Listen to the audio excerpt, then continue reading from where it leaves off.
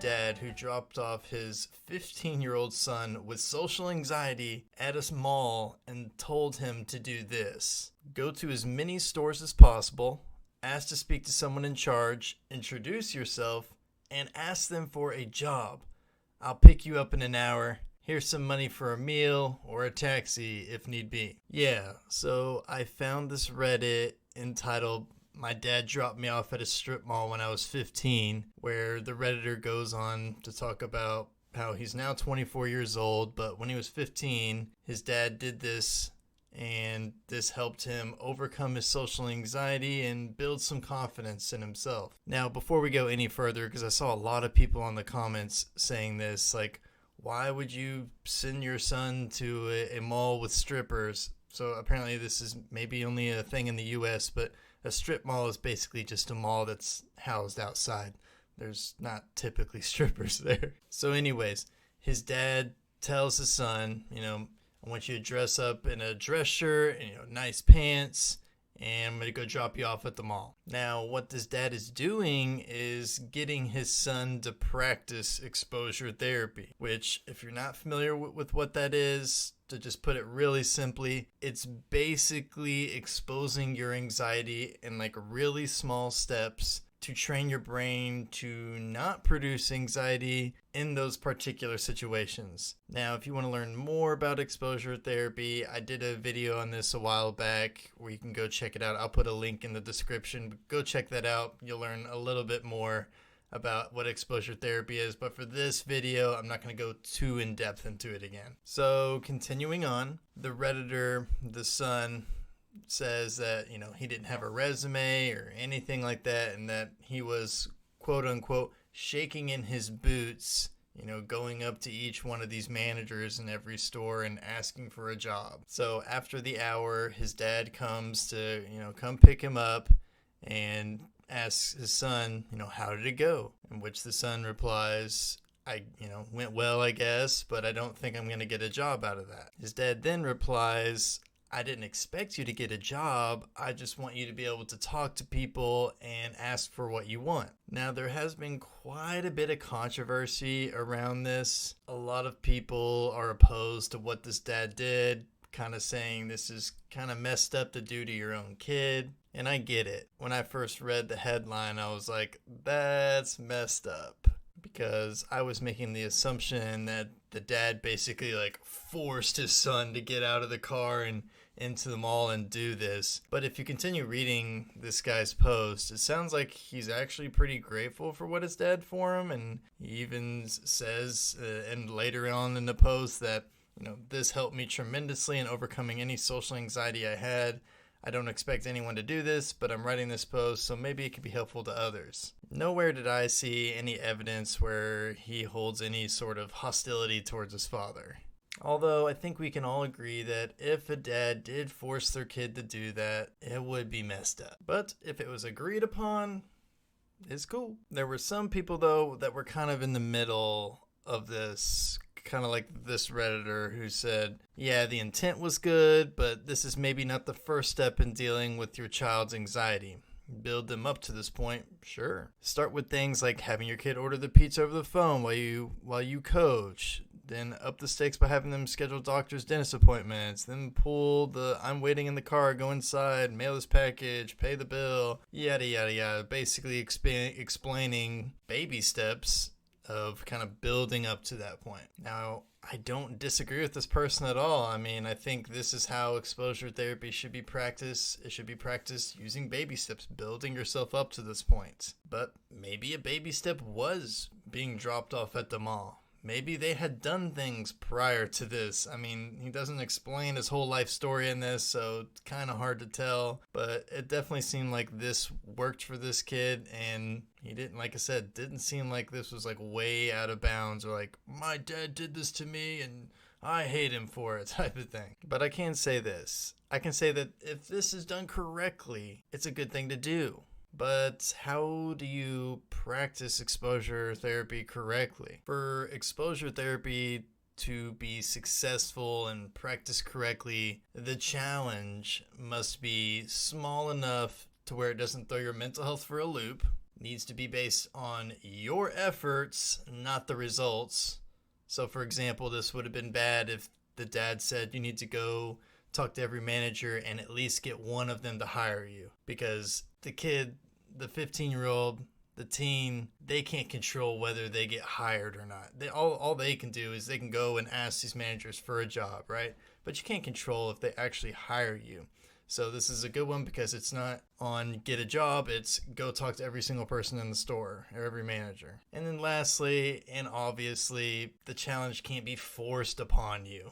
For instance, when I was in middle school, I had one of the most poorly made video game systems made ever to date, the Xbox 360. Now, if you never got to play the Xbox 360 and aren't old, not old enough to really got into that, good for you. That's great. You dodged a bullet. But the thing is the Xbox 360s constantly broke. And they constantly had to be repaired. I felt like I was sending mine in all the time. I probably went through, 7 or 8 of them. But in order to get your Xbox fixed, you had to call Microsoft up on the phone, explain to them what happened, that it's got the red ring lights or whatever, and then they would ask you a bunch of questions, you answer them, and then they send you out a box to send the Xbox back in. Now, this was a terrifying task for me. I was not about to go call Microsoft on my own terms and get this done. And I remember, or at least from what I remember, the first few times that I had to do this, I just asked my dad to do it. And he did. And he called him up, we got it all sorted out, yada yada. But after that, I guess he realized that he was kind of enabling me to not face my fears, or maybe he was just getting tired of calling Microsoft himself. I don't know. But he was like, you gotta call him. And I was like, crap. I remember being scared as ever to call Microsoft, but I did do it. I wasn't about to go without my Xbox, so I had some incentive there.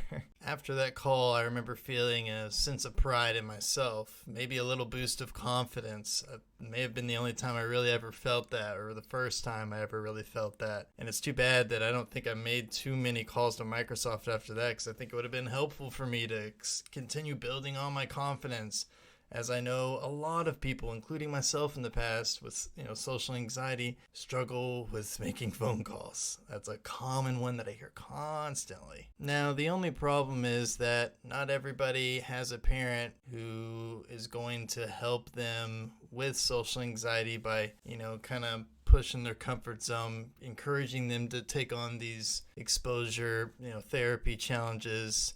And this is due to mainly, I would say, ignorance, just not knowing about it and not knowing the correct way to go about doing it as well. So if you have parents that do try to get you to order pizza for dinner, or you talk to the teacher yourself, or you schedule your own doctor's or dentist appointment, that is probably why. Know that they are doing it to help you. Now, while parents may have good intentions, sometimes, like I said, they don't know how to do this correctly. So if you feel like the challenge that you're being given is far too big for you, let them know that. And how you can do that is you can say something like, hey, I know you're trying to help me and trying to expose me to this anxiety, but I feel like this challenge is just a little bit too big for me. Is there something we can do that's a little bit smaller and I can work my way back up to this point? I'm down to do that. I want to work my way up to it. I don't feel good enough to get to be able to do that right at this moment. And I think just having that short, sensible conversation with them will be extremely helpful. Now, if you're not so lucky to have a parent that, knows about exposure therapy and kind of challenges you to do things like this, it becomes a little bit more challenging because this all comes down on you. So you're in charge of this. You're the one who says, yes, I'm going to do this, or no, I'm not. And let's face it, it's easy to just not do it if you're in charge, right? That's an easy thing to not do. Now, to help with this, maybe you have a buddy that has some social anxiety as well. Maybe you all could get together and find something to do. Maybe not at the same time together, but separately say, hey, I'm going to do this. You're going to do that. Let's both say we're going to have it done by this Friday, and let's hold each other accountable. Oh man, the power of accountability is so strong. Another thing you could do is just find a trusted friend or adult. Maybe they don't have social anxiety. Maybe they're not doing the challenge themselves, but you can talk to them and say, hey, I'm working on this thing that I heard about, and I want to try, waving to 10 strangers. My goal is to have it done by, Friday. Will you please follow up with me and make sure that I do get this done? And just having that, I don't want to say pressure, but knowing that you have someone that's like kind of counting on you, that's there, and they're waiting to see if you're going to actually do this or not is a good motivator. And they're there to help you and support you as well. So if you need help, say, hey, I'm really having a hard time getting started on this. Can you talk for a second or whatever? Or thirdly, you could get a coach to help you with this. This is what coaches do. It's like personalized coaching for you in this realm. I didn't say me. But whichever scenario you are in, you absolutely can do this. I promise you. And the faster you start, the faster you can get that confidence going and get that confidence that you want. Don't wait till tomorrow. Start today. Start this week. Don't put it off. And I am here to help you all. That's why I do what I do. I'm here to support you. So if you need that support, please feel free to reach out to me. You can send me a DM on Instagram, because I know YouTube doesn't really have messaging features. So you can go check me out on Instagram, Social Anxiety Kyle. Send me a DM there. Or you can go on my website and you can fill out a little contact form, and that'll go to my email. We can just email back and forth. I don't care which, and this always stays confidential. It's just between you and I. I don't share this stuff out. I don't really talk about it. So yeah, please feel free to reach out and ask for help, because it is okay to do so. Thanks for watching, everybody. And if you haven't done so, please go check out my TEDx talk that I just recently gave. It got over 3,000 plays in the first week, which was freaking awesome. But anyway, so psyched about it. It's about teen social anxiety. So help me keep the momentum up, reaching other teens like yourself, or other parents like yourself, and really just spread this message, because my mission is to help 1 million teens go from socially anxious to socially confident. So let's go. I need you all as a part to help me with this mission. And make sure you subscribe so you know the next time that I post another video. See you all next time.